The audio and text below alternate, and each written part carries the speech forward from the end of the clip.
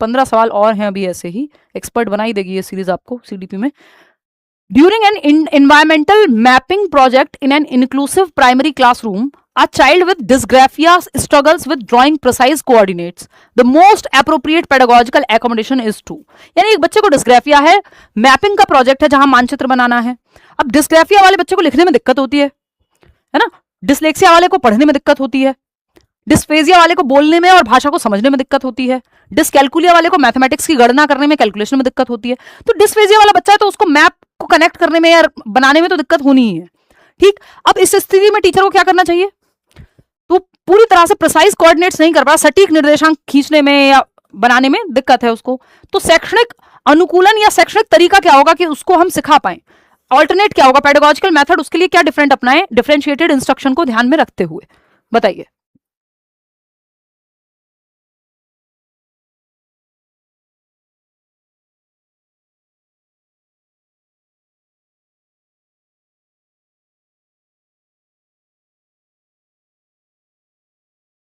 देखिए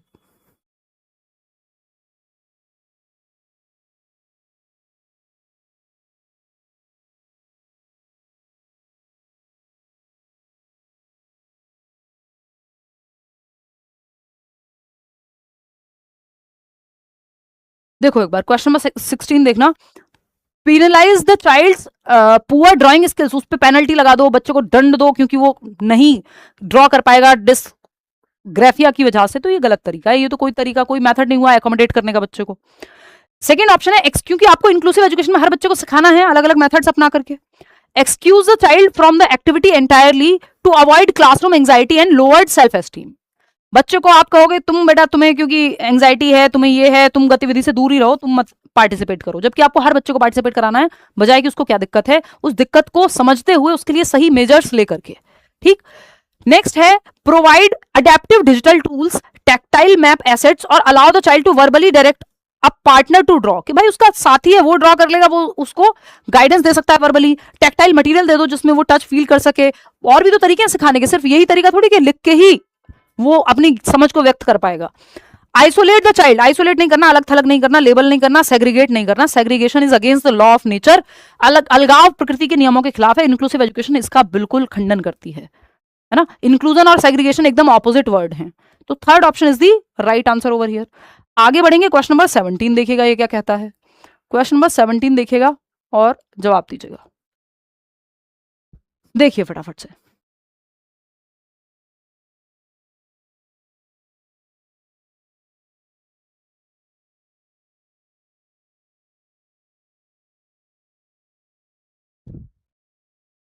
सेवनटीन में third option कह रहे हैं 66% लोग। चलिए समझते हैं, क्वेश्चन पढ़ते हैं। A student spends hours of free time designing complex rhythmic tracks on a digital audio synthesiser. एक ऑडियो बना रहा है एक बच्चा है जो साउंड्स का इस्तेमाल करके, एक ऑडियो सिंथेसाइजर का इस्तेमाल करके, जिसमें साउंड मिक्सिंग करके कोई अपनी धुन बना रहा है। बच्चा घंटे लगाता है उस पर, घंटों लगाता है धुन बनाने के लिए। सीकिंग नो एक्सटर्नल ग्रेड्स, उसको इससे ना तो कोई ग्रेड चाहिए कि म्यूजिक टीचर से नंबर मिलेंगे, या वो प्रोजेक्ट पे काम कर रहा हो, या उसको कोई रिवॉर्ड देगा, माता पिता आके कहेंगे वेरी गुड तुमने तो हमारा नाम रोशन कर दिया, कल को तुम फलाना काम कर दोगे, ये हो जाएगा, तुम बन जाओगे AR रहमान। ऐसा कुछ नहीं, कोई एक्सटर्नल मोटिवेशन उसके पास यहाँ दिखाई नहीं पड़ती है। ठीक है, पेरेंटल प्रेज भी नहीं वो सीख कर रहा, टोकन रिवॉर्ड भी नहीं चाहिए उसे, but driven solely by desire to understand frequency interactions. This behaviour is characterised by, यानी एक छात्र किसी बाहरी ग्रेड, प्रशंसा या टोकन पुरस्कार की इच्छा के बिना केवल आवृत्ति अंतः क्रियाओं को समझने की इच्छा से प्रेरित होकर डिजिटल सिंथेसाइजर पर जटिल ट्रैक बनाने की, यानी एक गाना बनाने की कोशिश कर रहा है, क्योंकि उसका इंटरेस्ट है धुन को समझने में।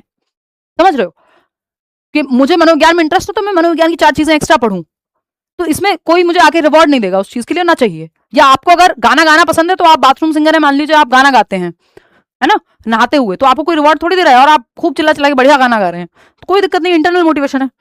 Intrinsic motivation driven by cognitive interest, competence and autonomy, यानी उसको स्वतंत्रता, ऑटोनॉमी उसके पास है, कॉम्पिटेंस यानी मैं कर सकता हूं, और इंटरेस्ट है उसका यानी रुचि है किसी चीज में। ये 3 चीजें चाहिए होती है। मोटिवेशन बहुत हायर लेवल का होता है इंटरनल, अगर ये तीनों चीजें मिल जाए एक साथ। वो क्या है? इंटरेस्ट आपका कि किसी चीज को आप करना चाहते हैं, I want to do it, क्षमता यानी कॉम्पिटेंस है आप में वो करने की, और स्वायत्ता यानी इंडिपेंडेंट है आप वो करने के लिए, आपके सर पे कोई गोली लगा करके बंदूक लगा करके नहीं खड़ा है। तो ये तीनों चीजें होती हैं तो इंट्रिंसिक मोटिवेशन बहुत बेहतरीन तरीके से आगे बढ़ती है। ठीक, तो ये बात एकदम ठीक है। ऑटोनॉमी से मतलब है यहाँ उसको इंडिपेंडेंस है, स्वतंत्रता है वो करने की। एक्सट्रिंसिक, अब कोई बच्चा है जो करना चाहता है घर में, घर वाले उठा के ले गए गिटार ही कि बेटा पहले ना 10वीं पास करो, तुम गिटार बाद में बजाना, तो ऑटोनॉमी चली गई, फिर वो नहीं कर पाएगा। Extrinsic motivation to avoid social isolation, यहाँ एक्सट्रिंसिक मोटिवेशन का कोई जिक्र ही नहीं है। परफॉर्मेंस अवॉइडेंस होता है कि आप परफॉर्मेंस फर्स्ट नहीं आना चाह रहे, ये तो कोई बात ही नहीं है। परफॉर्मेंस नहीं, वो फेलियर अवॉइडेंस होता है, तो ये गलती हो गया। बिहेवियरल कंडीशनिंग है ये कोई नहीं। आंतरिक अभिप्रेरणा है, इंटरनल मोटिवेशन। अगर रिवॉर्ड के लिए कर रहा होता तो एक्सटर्नल मोटिवेशन हो जाती। ठीक है, नंबर के लिए कर रहा होता तो एक्सटर्नल मोटिवेशन हो जाती। क्वेश्चन नंबर 18, और दोनों आपस में जुड़े हुए हैं, इंटरनल और एक्सटर्नल मोटिवेशन, ये भी ध्यान रखेंगे। क्वेश्चन नंबर 18 है, identical twins separated at birth and raised in highly distinct musical households show different levels of phenotypic pitch discrimination। Identical twins यानी एकदम जुड़वा बच्चे हैं जिनका 100% जो जेनेटिक्स है वो सेम होता है, जिनके आईक्यू में भी कोरिलेशन 89%, हाँ 90% के आसपास सेम आईक्यू होता है। अब उस केस में ये दोनों बच्चे हैं जो आइडेंटिकल ट्विंस हैं, एकदम जुड़वा बच्चे हैं, सीता गीता टाइप के, और ये अलग अलग घरों में रह रहे हैं। एक घर में म्यूजिकल माहौल है जहां सब गाते हैं, बजाते हैं, गाना पसंद करते हैं, लिखते हैं, बातचीत करते हैं, तो ऐसा माहौल है जहां म्यूजिक को बढ़ावा दिया जा रहा है। दूसरा बच्चा जिस घर में गया है, दोनों बच्चों को अलग अलग परिवारों ने अडॉप्ट कर लिया मान लो, वो वहां पे कोई माहौल ही नहीं है म्यूजिक को लेकर के, तो ये जो उसका household show different levels of phenotypical pitch discrimination, यानी साउंड में वो डिफरेंशिएट ज्यादा बेहतर कर पाएगा वो बच्चा जो जिसको म्यूजिकल एनवायरमेंट मिला है। जहां मिला ही नहीं, बोलने का मौका भी नहीं मिला, एनवायरमेंट भी नहीं मिला, तो उसमें साफ साफ दिखेगा कि दोनों बच्चों का जो क्षमता है साउंड को डिस्क्रिमिनेट कर पाने की वो सेम नहीं होगी बिकॉज ऑफ एनवायरमेंट, क्योंकि हेरिडिटी तो इनकी 100% सेम है। ठीक, तो ये बात तो सही है। The environmental opportunities and systematic training a child receives dictate the actual phenotypic expression of their genetic potential. बहुत प्यारी बात कि ये जो एनवायरमेंटल अपॉर्चुनिटीज या अवसर इन बच्चों को मिले हैं और सिस्टमैटिक ट्रेनिंग मिली है, जिसको माहौल मिला उसको सिस्टमैटिक ट्रेनिंग मिली है। भाई विराट कोहली अगर ऐसी जगह पे होते जहां क्रिकेट कोई जानता ही नहीं है, ऐसे रिमोट एरिया में होते जहां किसी ने ट्रेनिंग दिलवाई ही नहीं कभी, तो वो नहीं हो पाते जो वो आज हैं। तो ये क्या है यहाँ पे, या उनका कोई ट्विन होता मान लो, उसको छोड़ दें एक रिमोट एरिया में जहां क्रिकेट का सी नहीं जानते लोग, तो ना तो ट्रेनिंग मिली और ना एनवायरमेंट उस तरह का मिला, तो क्या होगा, बहुत अलग क्षमताएं नजर आएंगी आपको दो बच्चों में, जबकि हेरिडिटी सेम थी। तो आज child receives dictate the actual phenotypic expression. देखो फिनोटाइप होता है जो एनवायरमेंट में एक्सप्रेस होगा, जो दिखेगा बाहर एनवायरमेंट में, ट्रेनिंग की वजह से, है ना, एनवायरमेंट की वजह से। ठीक, कि जैसे आपका जो भी रंग है वो कुछ शेड और लाइट हो जाएगा यदि आप ऐसे एनवायरमेंट में रहते हैं जो ठंडा है ना, जहां धूप का बहुत ज्यादा प्रकोप नहीं है। चाहे आपकी जेनेटिक कोडिंग में जो भी कलर हो, थोड़ा शेड्स का अंतर आ जाएगा। जब मैं गांव में रहती थी, फिर मैं दिल्ली आई, अंतर आ गया। अब इसका इस बात से कोई लेना नहीं है कि गोरा अच्छा और काला बुरा और ये वो, इसका इस चीज से कोई भी जुड़ाव नहीं है। इट्स जस्ट जो एनवायरमेंट है वो आपके जीन्स के एक्सप्रेशन को कैसे प्रभावित करता है। दूसरा है जीनोटाइप, जो आपकी जेनेटिक कोडिंग है, जो आपकी डीएनए में है, हेरिडेटरी है। ये जीनोटाइप में बहुत कुछ हो सकता है, कुछ बीमारियां भी हो सकती हैं, कुछ क्षमताएं भी हो सकती हैं जो कोडेड है आपकी जीन्स में, लेकिन वो एनवायरमेंट अगर उनको नहीं मिला तो बाहर ऑब्जर्वेबल नहीं हो पाएंगी। बाहर तब दिखेंगी जो फिनोटाइप है उसमें क्षमता दिखती है बाहर, जीन्स में तो बहुत कुछ कोडेड हो सकता है ना। तो ये आपका फिनोटाइप है जो बाहर दिख पाए। ये बात एकदम सही है, गलत तो कहीं नहीं है। तो both A and R are true and R is the correct explanation also. ये सही व्याख्या है कि क्यों हो पा रहा है ऐसा, कि दो बच्चे हैं, सेम जीन्स हैं, जेनेटिक मेकअप जीनोटाइप एकदम सेम है, लेकिन फिनोटाइप जो है वो अलग है। क्यों? क्योंकि एनवायरमेंट में जो ट्रेनिंग मिली है वो प्रेजेंट करता है कैरेक्टरिस्टिक्स को अलग तरीके से। तो रीजन तो इसका सही है एकदम। तो ये जीनोटाइप और फिनोटाइप का अंतर है, हेरिडिटी एंड एनवायरमेंट वाले टॉपिक से जुड़ा हुआ है। तो एक ये हम समझ चुके हैं, इसका कोई प्रयोग करने की आवश्यकता अभी है नहीं। क्वेश्चन नंबर 19 देखिएगा, ये क्या कहता है, पढ़िए, जवाब देने का प्रयास खुद से कीजिए एक बार। मैं थोड़ा जल ग्रहण कर लेती हूँ।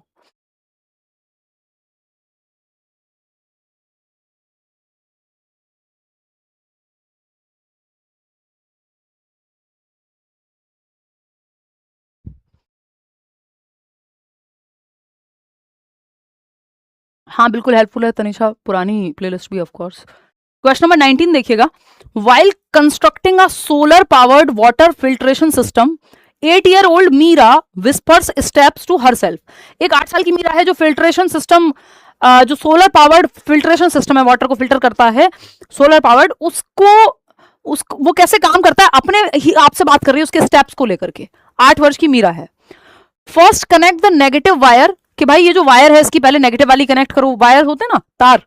Then align the tube, wait it is leaking, tighten it, कि भाई लीक कर रहा है, चलो चलो जल्दी इसको बंद करो। जैसे आप खुद से बात कर रहे हैं, आपकी गाड़ी स्टार्ट नहीं हो रही, बाइक स्टार्ट नहीं हो रही, तो आप सोच रहे हैं यार देखूं कहीं कोई दिक्कत तो नहीं है, चाबी सही जगह पे है क्या, है ना, मैंने कोई गियर में तो नहीं है गाड़ी इसलिए नहीं हो रही स्टार्ट, बैटरी तो डाउन नहीं होगी, खुद से बातें करते हो आप। ये जो खुद को दिशा देना है इसको सेल्फ टॉक कहेंगे, प्राइवेट स्पीच है वाइगॉत्स्की के अकॉर्डिंग, है ना, सिंपल सी बात है ये। तो आप लोग सही जवाब दे रहे हैं 85% लोग, थर्ड ऑप्शन।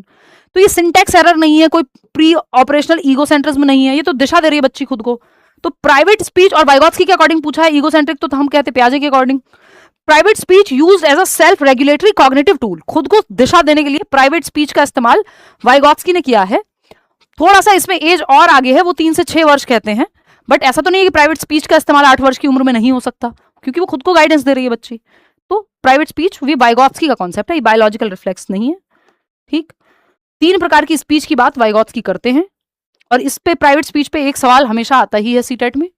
जैसे आप कोई मैथ्स की प्रॉब्लम सॉल्व कर रहे हैं पेपर में, आप सीटेट के एग्जाम में हॉल में बैठे हुए हैं और आप खुद से बातें कर रहे हैं, नहीं यार ये बताया था हमने, लेट्स लर्न पे तो ये पढ़ा था, करियरविल पे तो ये पढ़ा था, ये वाला ऐसे नहीं, ये ऐसे होगा, मुझे बताया तो था हिमांशी ने कि यूनिफॉर्म इंस्ट्रक्शन नहीं होता सही, या स्टैंडर्डाइज्ड इंस्ट्रक्शन नहीं होता, डिफरेंशिएटेड इंस्ट्रक्शन पॉजिटिव होता है। तो आप खुद से बातें कर रहे हैं हॉल में, है ना, वो बात अलग है, लोग आपको कहने आ जाएंगे भाई क्या बातें कर रहे हो, या जब आप चीजें याद करते हो तो खुद से बोलते हो, खुद को ही रिवाइज करा के सुनाते हो, वो प्राइवेट स्पीच है।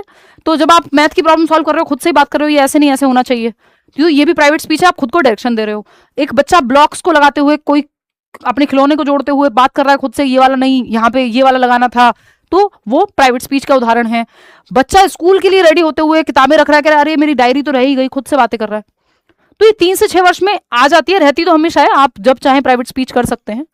ठीक, इसको ईगोसेंट्रिक स्पीच कहा है किसने, उन्होंने पियाजे ने। प्राइवेट स्पीच कहा है वाइगॉत्स्की ने। अच्छा, वाइगॉत्स्की 3 प्रकार की स्पीच की बात करते हैं, लगे हाथों, ये भी 1 मिनट में समझ लेते हैं, है ना। कौन सी स्पीच है? पहली है सोशल स्पीच, सामाजिक वाक जिसको कहते हैं।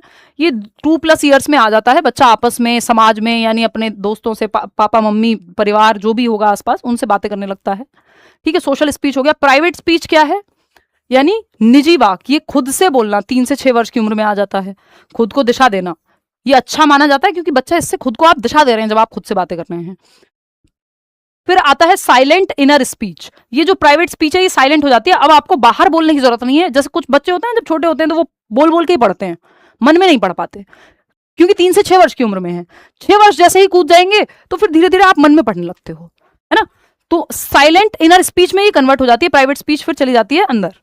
साइलेंट इनर स्पीच, अब आपको किसी को कुछ भी बोलना है तो बोलने की जरूरत नहीं, मन में बोल सकते हो आप 6+ ईयर्स में। ठीक, ये 3 प्रकार की स्पीच या भाषा की बात वाइगॉत्स्की ने की है, और वाइगॉत्स्की कहते हैं लैंग्वेज इज अ टूल या biggest tool for cognitive development. यंत्र है संज्ञानात्मक विकास के लिए, दिमाग के विकास के लिए भाषा सबसे बड़ा यंत्र है। ऐसी बात वाइगॉत्स्की कर रहे हैं, ये वाइगॉत्स्की का कॉन्सेप्ट है सारा का सारा। इतनी बात क्लियर है, होपफुली क्लियर होगी। चलें आगे बढ़ें। चलिए, ये आप इसको ऐसे भी याद रख सकते हैं, SPS, social speech, private speech और साइलेंट इनर स्पीच। चलिए खैर आगे बढ़ते हैं नेक्स्ट क्वेश्चन पे। क्वेश्चन नंबर है 20th, इसके बाद 10 सवाल और हैं, 30 सवाल का सेट है जैसा कि पेपर में बनता है। क्वेश्चन नंबर 20th देखिएगा, ये क्या कहता है। असर्शन है इन अ कंस्ट्रक्टिविस्ट यानी रचनावादी क्लास जहां बच्चा एक्टिव होगा, language acquisition class, the teacher should avoid crossing out student spelling errors with a red pen, कि रेड पेन से ऐसे मार्क कर दो गलतियों को, उसकी बजाय टीचर को बच्चों से कहना चाहिए कि to read their work loud and explain the logic of their phoneme choices, कि तुम एक काम करो, बच्चों को खुद से गलती हाईलाइट होगी, जब वो खुद से पढ़ेगा, जोर से उसको पढ़ के देखेगा तो हो सकता है उसको खुद से रियलाइज हो कि क्या गलती है। ऐसा कई बार टीचर करते हैं ना कि अच्छा कोई स्टेप है कि ये सवाल एक बार देखो सही है क्या, तो वो खुद से जब देखेगा तो ज्यादा एक्टिव है, बजाय कि आपने उस पर रेड गोला घुमा दिया, तो बच्चा ज्यादा एक्टिव होगा इस एक्टिविटी में। बात तो सही है। इसका रीजन क्या है? कंस्ट्रक्टिविस्ट पैडागॉजी, क्योंकि हम एरर्स को महत्वपूर्ण मानते हैं सीखने में, गलतियां महत्वपूर्ण है, रचनावाद ये मानता है, कंस्ट्रक्टिविज्म ये मानता है, पियाजे वाइगॉत्स्की गलतियों को बुरा नहीं मानेंगे, है ना। गलतियों से पता लगता है बच्चा सोचता कैसे है, विंडोज है उनके दिमाग में झांकने के लिए, और पार्ट ऑफ लर्निंग है। रीजन क्या दिया है इसका? Constructivist pedagogies view children's errors not as intellectual failures but as vital windows into their active meaning making and cognitive schemas. कि एरर्स जो है वो महत्वपूर्ण है, इंटेलेक्चुअल फेलियर नहीं है, बल्कि वो विंडोज है कि कैसे वो सोचता है। यही बात अभी आपको मैंने एक्सप्लेन की थी, तो दोनों बातें सही हैं और दोनों एक दूसरे को सही से एक्सप्लेन करती हैं। आसान लग रहा होगा ये वाला सवाल, तो बस लैंग्वेज थोड़ी लेंदी है जो कि पेपर में अब बनती ही है। 92% लोग सही जवाब दे रहे हैं इसका। क्वेश्चन नंबर 21 देखिए भाई, थोड़े थोड़े सवाल, एक दो सवाल तो ऐसे होने चाहिए ना, 2-4 सवाल जिसमें ठीक लगे। A child's progress logs in a long term musical composition class show rapid acceleration in mastering tempo followed by a temporary plateau and slight decline before achieving a highly integrated complex musical ability। यानी एक बच्चा है जो music सीख रहा है, तो एक स्टेज आती है जब वो तेजी से कोई चीज सीख लेता है, दूसरी स्टेज आती है जहां वो अटकता है या आगे नहीं बढ़ पा रहा होता, फिर तीसरी स्टेज आती है फिर से आगे बढ़ने लगता है। तो ये लर्निंग का कर्व है एक तरह से, कि आगे पीछे लर्निंग स्पाइरल में चलती है, कॉम्प्लेक्स है। किसी दिन आप 2 कॉन्सेप्ट समझते हैं, किस दिन एक पे अटके रहते हैं एक सवाल पे ही, इट डिपेंड्स। तो प्योरली लीनियर नहीं, लर्निंग लीनियर नहीं होती, कोई भी प्रोसेस लीनियर या सिंपल नहीं होती, स्पाइरल होती है। स्पाइरल एंड मल्टी डायरेक्शन, कई डायरेक्शंस में चलती है, characterized by periods of consolidation. एक स्टेज में आप जो आपने कल सीखा है उसको मजबूत कर रहे हैं, रियाज कर रहे हैं, मान लीजिए प्रैक्टिस कर रहे हैं, फिर दूसरी स्टेज में कुछ नया सीखते हैं, आगे बढ़ते हैं, फिर पीछे आते हैं। जैसे बच्चे के दूध के दांत जाते हैं, फिर अगली स्टेज में पक्के दांत आते हैं, तो आगे पीछे चलता रहता है डेवलपमेंट की प्रक्रिया में और लर्निंग की प्रक्रिया में। बात तो सही है। कंप्लीटली डिसकंटिन्यूअस का यहाँ लेना देना नहीं है। Driven solely by external reinforcement नहीं, कि बाहरी गुड वेरी गुड कोई बोल रहा है आपको पुनर्बलित कर रहा है या नहीं, इस पे निर्धारित होगी, नहीं, ये बात यहाँ कही नहीं जा रही। तो सेकंड ऑप्शन। क्वेश्चन नंबर 22, ये आगे पीछे स्पाइरल में वर्तुलाकार है। क्वेश्चन नंबर 22 देखिएगा। इसीलिए आप देखते हैं कुछ भी आप बना रहे होते हैं, ड्रॉ भी कर रहे होते हैं, कोई सवाल कर रहे होते हैं, कई बार गलतियां होती हैं, फिर आप बेहतर समझते हैं उस कॉन्सेप्ट को, कंफ्यूजन होती है, कॉग्निटिव कॉन्फ्लिक्ट होता है, फिर आपका कॉग्निटिव डेवलपमेंट होता है। देखते हैं क्वेश्चन, ऑप्शन नंबर 2 कह रहे हैं आप लोग इसे। क्वेश्चन नंबर 22 है, during an environmental studies discussion, EVS का क्लास है, क्लास 2 के बच्चे हैं, यानी 7 साल की उम्र होगी लगभग। The flowers closed their petals, ये कह रहे हैं कक्षा 2 के बच्चे कि जो फ्लावर्स हैं वो क्लोज करते हैं अपने पेटल्स को, अपनी पंखुड़ियों को, because they wanted to sleep after playing in the sun all day. कि जो फ्लावर्स हैं, जो फूल हैं, वो थक जाते हैं दिन भर धूप में खेल करके, तो रात को वो इसलिए अपने फ्लावर्स को, अपने पेटल्स को क्लोज कर लेते हैं क्योंकि वो थक गए हैं। अब आप इसमें ह्यूमन लाइक क्वालिटीज देते हो, या तो नॉन लिविंग थिंग्स को, या फिर नेचर में जो चीजें होती हैं जैसे पेड़ पौधे हो गए, कि इसको क्या कहते हैं, प्याजी की भाषा में एनिमिज्म कहते हैं। 95% लोग सही जवाब दे रहे हैं, बहुत ही बढ़िया, है ना। कि ये 2 से 7 वर्ष में आता है, प्री ऑपरेशनल स्टेज में, पूर्व संक्रियात्मक अवस्था में। कि पर्यावरण अध्ययन की कक्षा में कक्षा 2 का एक बच्चा है जो कहता है कि फूलों ने अपनी पंखुड़ियां इसलिए बंद कर ली क्योंकि वे पूरे दिन धूप में खेल के सोना चाहते हैं जैसे हम सोना चाहते हैं, जबकि ये कारण नहीं है। या बच्चा कह रहा है कि सूरज ने, बारिश हो रही है क्योंकि मेरा यार हंस रहा है, रो रहा है, वॉट जो भी है वो गाना, तो वो बच्चों को लग रहा है कि हाँ बारिश इसलिए हो रही है क्योंकि भगवान जी आज गुस्सा हैं, या बादल को गुस्सा आ रहा होगा तो इसलिए बारिश हो रही है, धूप तेज निकल रही है तो सन को गुस्सा आ रहा होगा। तो वो ह्यूमन लाइक क्वालिटीज या निर्जीव चीज को सजीव समझता है, या फिर नेचर में वो क्वालिटीज ढूंढता है जो ह्यूमंस में होती हैं।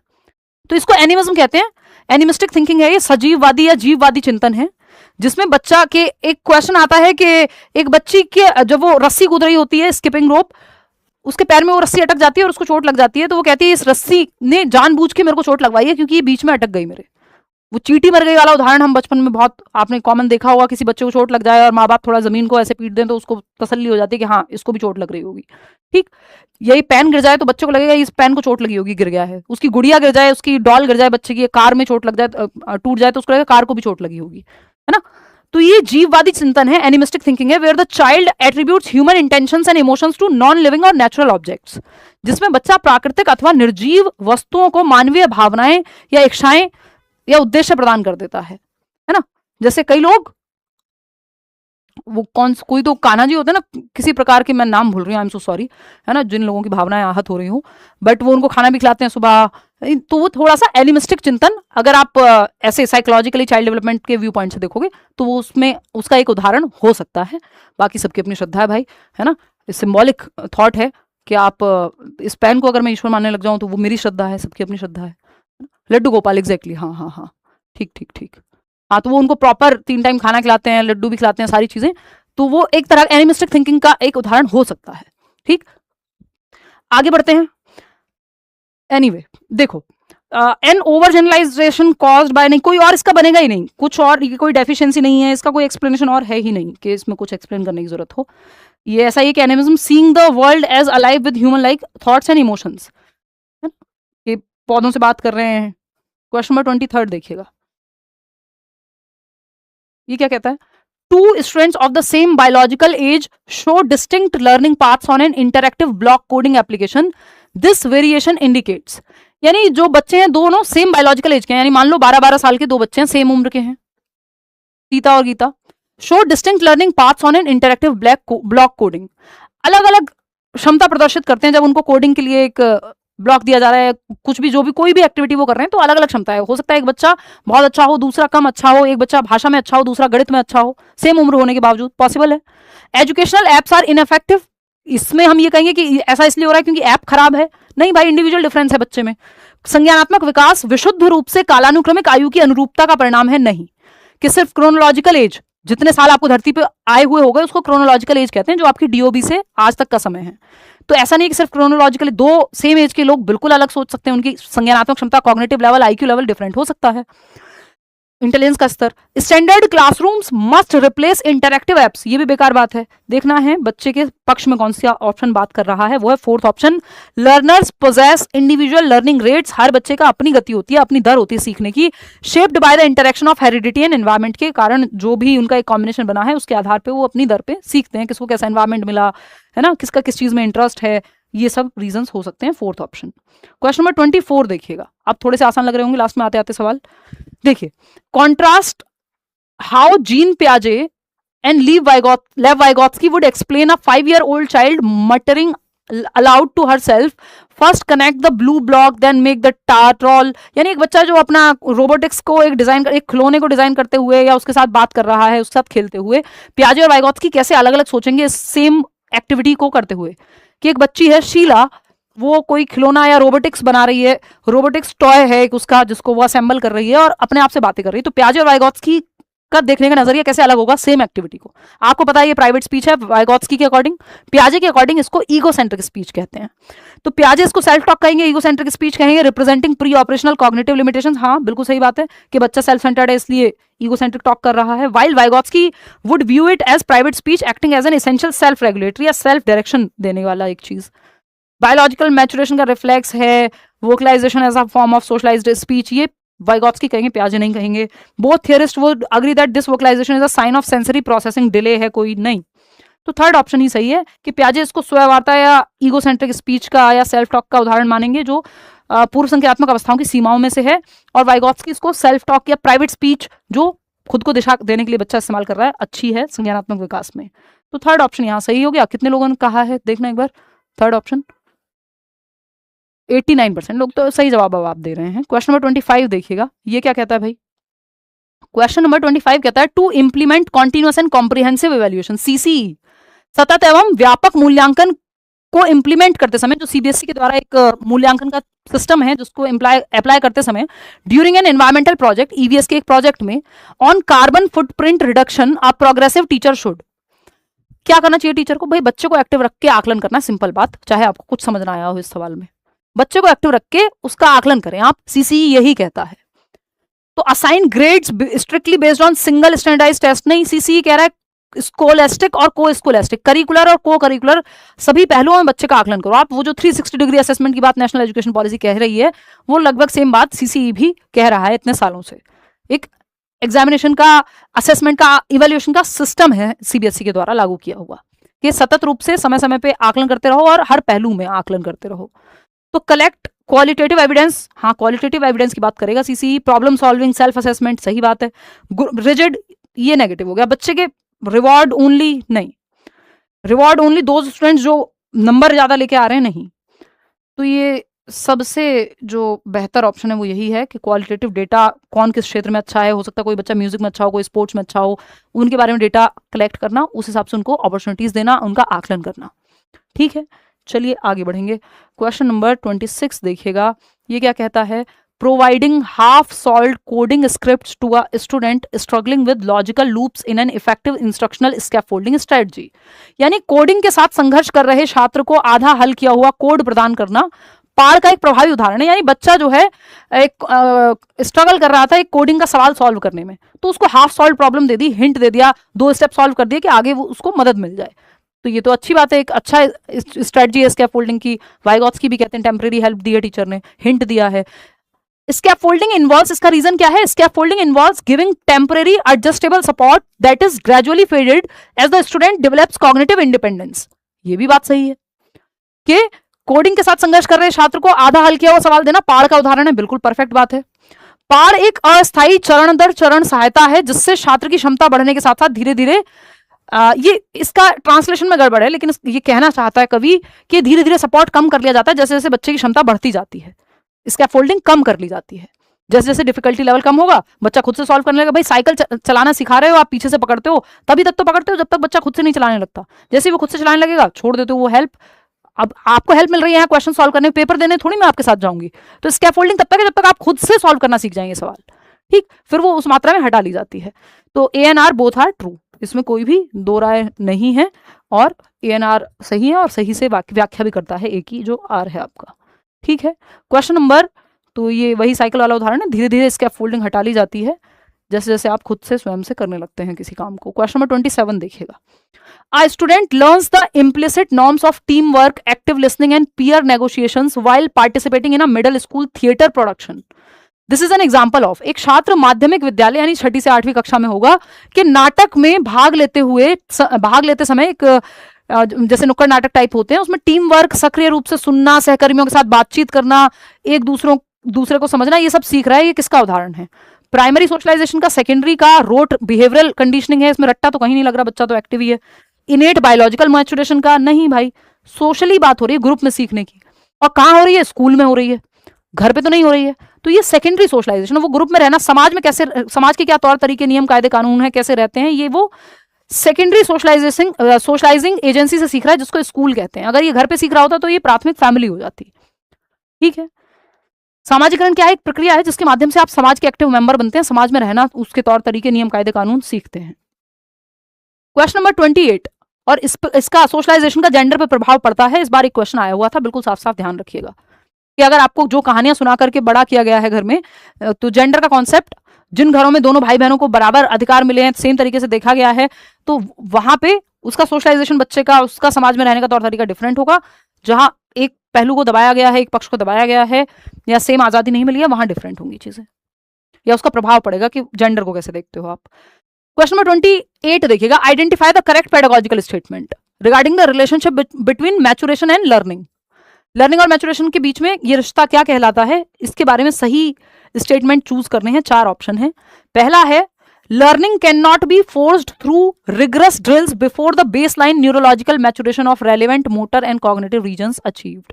ये बात हमने शुरू में भी की थी कि एक स्तर का यदि मेच्योरिटी नहीं आई है तो आप नहीं सिखा सकते बहुत सारी चीजें। आप साइकिल चलाना 6 महीने के बच्चे को नहीं सिखा सकते, एक बेसिक लेवल की मेच्योरिटी चाहिए, तब आप लर्निंग करा सकते हैं। लर्निंग के लिए एक basic level of maturity mandatory है। सेकंड ऑप्शन है, biological maturation sets the potential boundaries with in which specific learning experiences can be integrated. यानी जो बायोलॉजिकल मैचुरेशन है वो एक बाउंड्री सेट कर देती है जिसके तहत स्पेसिफिक लर्निंग एक्सपीरियंसेस इंटीग्रेट किए जा सकते हैं। कुछ हद तक सही है। Maturation and learning work in isolation, isolation में तो नहीं है, ये दोनों जुड़े हुए हैं। मैचुरेशन और लर्निंग कॉम्प्लीमेंट्री प्रोसेसेस हैं, एक दूसरे की पूरक हैं। मैचुरेशन, डेवलपमेंट, लर्निंग तीनों आपस में जुड़े हुए हैं, इंटरडिपेंडेंट हैं।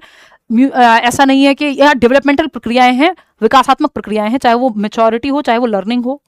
क्लासरूम डेवलपमेंट के अंदर आती है। Classroom instruction is most effective when it targets the gap between completed maturation and the child zone of proximal development. यानी जहां जरूरत है बच्चे को वहां उसको आप मदद दीजिए।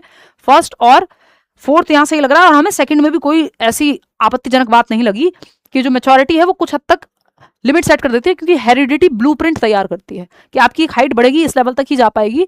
ये एक लिमिट तो सेट करती है आपकी जो हेरिडिटी है। तो फर्स्ट, सेकंड और फोर्थ यहाँ पर सही जवाब है। इसके साथ हम जाएंगे। कितने लोग सही जवाब दे रहे हैं? 58% लोग, ठीक है। क्योंकि मैच्योरिटी हेरिडिटी से संबंधित है और हेरिडिटी ब्लूप्रिंट तय कर देती है, रॉ मटेरियल दे देती है, डेवलपमेंट के लिए हायर और लोअर लिमिट सेट कर देती है। अगर आपके जीन्स में एक सर्टेन हाइट से ऊपर जाने की क्षमता नहीं है तो आप कितना भी अच्छा खाना खिला लीजिए, नहीं होगा कि उससे बहुत ज्यादा ऊपर आप चले जाएंगे। तो हायर और लोअर लिमिट जो है आपकी हेरिडिटी सेट कर देती है डेवलपमेंट में। क्वेश्चन नंबर 29 देखिएगा, सेकंड लास्ट सवाल है आज का। Why does pairing a struggling student with an advanced peer during a game design coding activity lead to cognitive acceleration under Vygotsky's theory। एक बच्चा जो स्ट्रगल कर रहा है, जिसको थोड़ी डिफिकल्टी है, उसको एडवांस पीयर के साथ, जो थोड़ा एडवांस लेवल पे है, तो यानी एक कमजोर बच्चा थोड़ा सा और एक थोड़ा एक्सपर्ट बच्चा, दोनों को साथ में ग्रुप बना दिया। यानी ऐसे बच्चे हैं जिसमें एक बच्चा जो मैथ्स में बहुत अच्छा है, दूसरा हो सकता है जो साइंस में बहुत अच्छा हो या सोशल साइंस में बहुत अच्छा हो, दोनों एक दूसरे से सीख सकते हैं। जिसका जो वीक पॉइंट है वो दूसरे से सीख लेगा, तो ये तो अच्छी बात है वाइगॉत्स्की के according. It forces the struggling student to passively, नहीं भाई एक्टिवली सीखेगा, पैसिव थोड़ी, निष्क्रिय थोड़ी है बच्चा। यहाँ बच्चों को पैसिव कभी नहीं करना पेडागोजी के किसी ऑप्शन में, जब तक नॉट ना लिखा हो। It triggers physiological maturation of the prefrontal cortex. ये वाइगॉत्स्की प्रीफ्रंटल कॉर्टेक्स हेरिडिटी की बहुत ज्यादा बात नहीं करते, बायोलॉजी की बात बहुत ज्यादा नहीं करते। Social scaffolding with in their zone of proximal development. बच्चे साथ में मिलकर के ज्ञान का निर्माण कर पाएंगे, उनकी जो भी सीखने के दायरे में होगा वो सीख पाएंगे एक दूसरे की सहायता से। बात तो सही है। थर्ड ऑप्शन 91% लोग सही जवाब दे रहे हैं। It establishes a competitive classroom. Competition नहीं है, कोऑपरेशन है, सहयोग है, यहाँ पे प्रतिस्पर्धा नहीं है। Third option is the right answer. आज का आखिरी सवाल अजर्शन और रीजन पे हम एंड करते हैं। कैसी लगी आपको एक्सपर्ट सीरीज बताइएगा। और लास्ट में मैं आज से शुरू कर रही हूँ, लास्ट में 2-3 सवाल जरूर लूंगी, क्योंकि मैं देखती हूँ कि मैं सेशन लेकर के चले जाती हूँ, बहुत दिनों से हमारा सवाल जवाब डिस्कशन ज्यादा हो नहीं पाता है। ठीक है, तो लास्ट के 5 मिनट आपके सवालों के लिए, जो भी आपके मन में आ रहा होगा, रैंडमली जो सवाल मुझे दिख जाएंगे।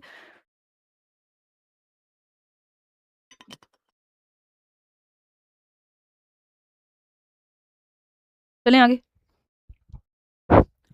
क्वेश्चन नंबर 30 देखिएगा, ये क्या कहता है। असर्शन है, a teacher intentionally withholds the complete procedure for solving a real life classroom problem and encourages learners to generate and evaluate their own solution strategies. बच्चा एक्टिव है, बात सही है। क्या है कथन। एक शिक्षक जानबूझकर वास्तविक जीवन की समस्याओं को हल करने की पूरी प्रक्रिया नहीं बताता है, कि जो रियल लाइफ प्रॉब्लम है, कि पहले से पहले सारे स्टेप नहीं बता दिए, बच्चे को मौका दिया खुद से स्वयं समाधान की रणनीतियां विकसित करने का, कि भाई खुद से सॉल्व करके देखो, इंडिपेंडेंटली उसको सोचने का मौका दिया जा रहा है, विच इज गुड। बच्चा एक्टिव है, जिस ऑप्शन में बच्चा एक्टिव है वो ऑप्शन अच्छा है, क्योंकि बच्चे के पक्ष में रहना है आपको। बात हो गई खत्म। रीजन क्या है। The primary objective of the problem solving method is to ensure that learners memorise a fixed sequence of steps so that every problem is solved using the same procedure. ये कह रहे हैं कि मुख्य ऑब्जेक्टिव या उद्देश्य जो होता है समस्या समाधान विधि में, वो ये होता है कि बच्चे याद कर लें एक फिक्स सीक्वेंस को। ये एकदम खराब तरीका है, रट्टा लगवाना कहेंगे इसको, फिर प्रॉब्लम सॉल्विंग मत कहो, रोट लर्निंग कहो। ये रोट लर्निंग को बढ़ावा देता है, रट्टाफिकेशन को बढ़ावा देता है, और आपको मीनिंगफुल लर्निंग को, एक्टिव लर्निंग को बढ़ावा देना है। तो ए तो सही है, बट आर सही नहीं है। 74% लोग सही जवाब दे रहे हैं। फाइनली ए एंड आर के चक्कर से आप फ्री हो गए।